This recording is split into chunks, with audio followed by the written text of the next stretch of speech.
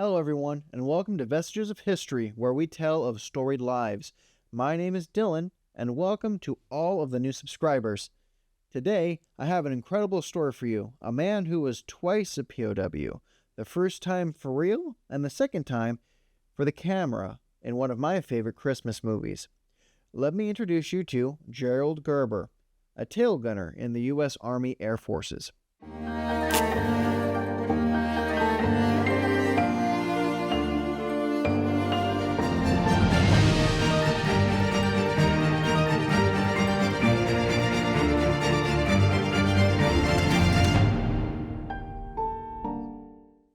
So what are the vestiges? Well, there are several. I have one of his dog tags, which is rad.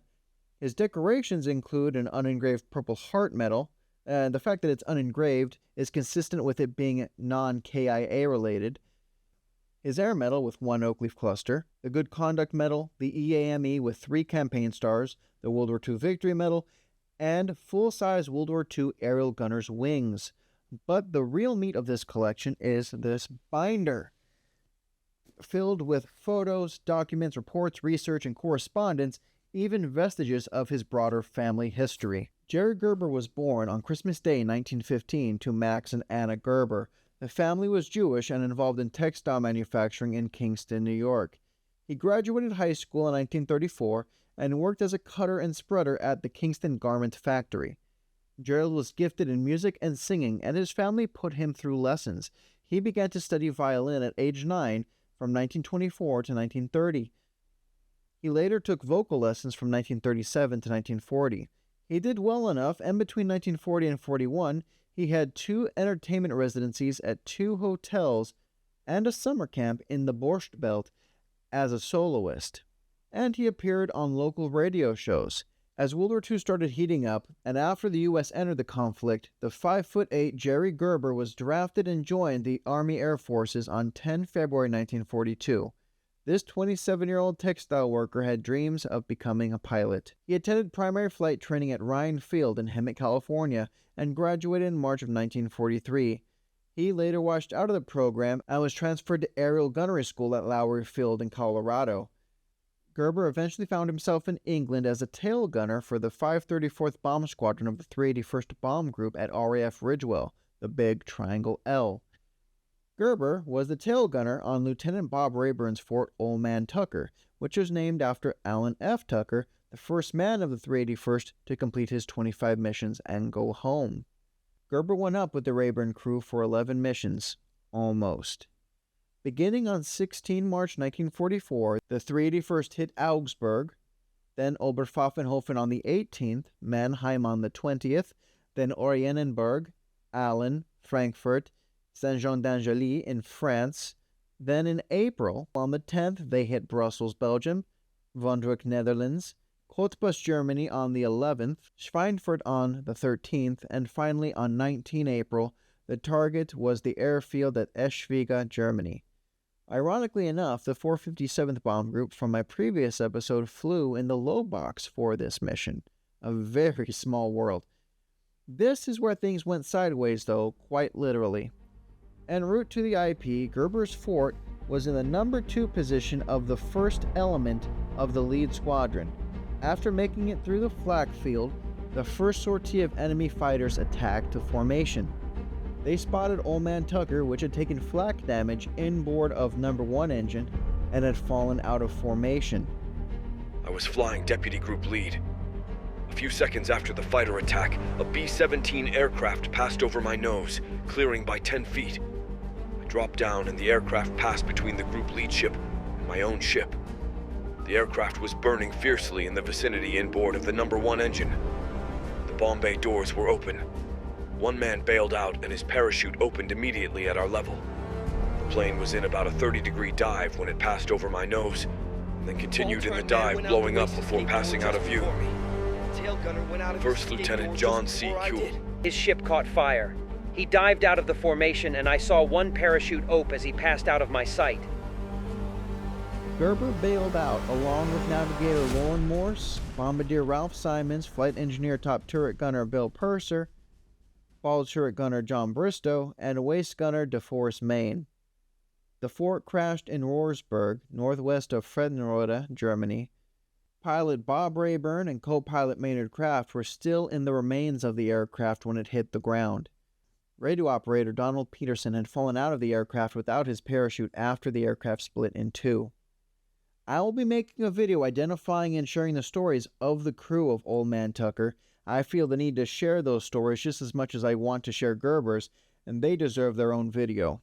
The survivors found themselves guests of the Reich and were transported to Stalag 17B for the duration, except for Staff Sergeant DeForest Main, who was wounded and taken to a hospital and spent time at Stalag Luft 4 and 1. It's in Stalag 17B that Gerber found creative ways to occupy himself during his 1 year and 19 days in captivity. By returning to his life before the war, he gave singing and vocal lessons to his fellow prisoners, which is rad. While in Stalag, he got to know fellow POWs Edmund Trzynski, I believe it, and Donald Bevan. You'll want to remember those names for later. The camp was liberated on 9 May 1945, and Jerry was transported back to the States and spent the fall and winter of 1945 convalescing in an army hospital in Poughkeepsie, New York. He received the Purple Heart for wounds received during the war and was separated from the service in October of 1945. During his hospital stay, though, he was often featured as a singing act on the AAF's weekly radio show on WKIP Poughkeepsie. Returning to civilian life, he jumped right back into his education, which included lessons in English diction from the vaunted Arthur Lassac. And between 1947 and 1950, he was an active member of the American Theater Wing, undertaking 9 courses under voice coaches like Léon Routier, ear training and sight singing under Helen Hobbs Jordan, and one of several drama classes under Horton Foote and many others. Around this same time, he sang on the Horace Heights Show in 1947 as a soloist. Between 1949 and 1956, he entertained veterans for the American Red Cross, singing in veterans hospitals along the eastern seaboard. But in 1951, he got a call. His old war buddies, Edmund Trzynski and Don Bevan, had written a play about their time in Stalag 17B. I believe it. Which began its Broadway run on 11 of March 1951. I'm not really built for war. And ran for 472 performances. With that success, the script was optioned and written for the screen by director Billy Wilder, which is rad, and screenwriter Edwin Blum. Filming began in early February of 1952 in Woodland Hills, California, right at the beginning of the rainy season, which makes sense for how much mud is a comedic relief in the movie. Now, because I work so hard for you guys, and I want to get this right, I clockwork oranged myself and watched Stalag 17 no less than 4 times to spot Gerber. He's prominent in the rat racing scene, the mad mugging Sefton scene, the Russian compound telescope scene, and of course, singing in the Christmas Eve scene, along with passing glances throughout. If you think I missed one, go ahead, watch the movie, and tell me how wrong I am. Also, Stalag 17 is a Christmas movie. I don't make the rules, but if Die Hard is, Stalag 17 is at least 5 rungs above that. I will die on that hill. I'm warning you. While doing this grueling research, I watched Stalag 17 with commentary from actors Richard Erdman, who played Hoffy, and Gil Stratton, who played Cookie, and co-playwriter Don Bevan. And that's where I learned that the bit about ping pong balls was based on the fact that they received something like 300 boxing gloves at Stalag 17, and they had a boxing tournament in World War II, which Bevan remembered. I have Gerber's SAG contract here, stating that the filming would begin on 2 February of 1952 with a minimum work guarantee of $175 a week for 4 weeks as a prisoner of war in Stalag 17. He actually worked 7. He gave his address as 605 South Normandy Avenue, LA, which astonishingly is still there for LA. And what is extra cool is that he kept his pay stubs from Paramount. There were 8 checks totaling $1,753.13 in 1952 money, which in today's money has the same purchasing power as $20,403.59. Yeah, I did that all in my head. With the film being on tour in prep for its world premiere, Gerber, other cast members, and POWs were sent on a national tour to promote the movie. The Air Force Association recognized Gerber and other POWs for their service in promoting that film with this certificate. Check out this newsreel footage from the New York premiere at the Astor Theater.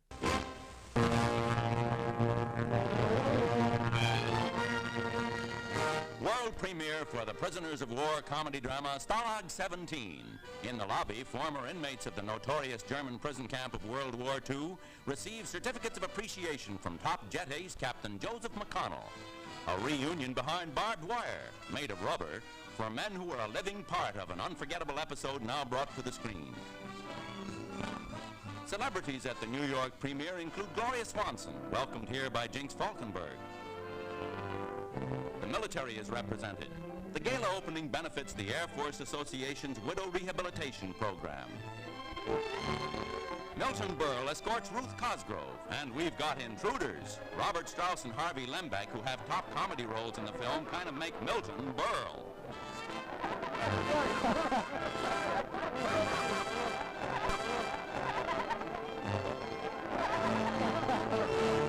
Back in the lobby, Air Force Nurse Lieutenant Marie Vandermuller, official hostess tonight, pours a champagne toast for the liberated former PWs in mess kits. A big night for all concerned. This certificate is the same handed to Gerber from America's first jet ace, Joseph McConnell. How rad is that? After the film, Gerber returned to the quiet life of an entertainer, performing for the Red Cross and Veterans Hospitals along the East Coast. Gerber later sang tenor for the Metropolitan Opera between 1960 and 1969, and as a member of the Musical Actors Guild. He taught voice at Mann's College of Music and out of his studio on 85th Street just off of Broadway, and later at his home at 155 Riverside Drive, apartment 8C, Manhattan. If you live in that apartment or know someone that does or did, let them know that someone really, really cool lived in that apartment.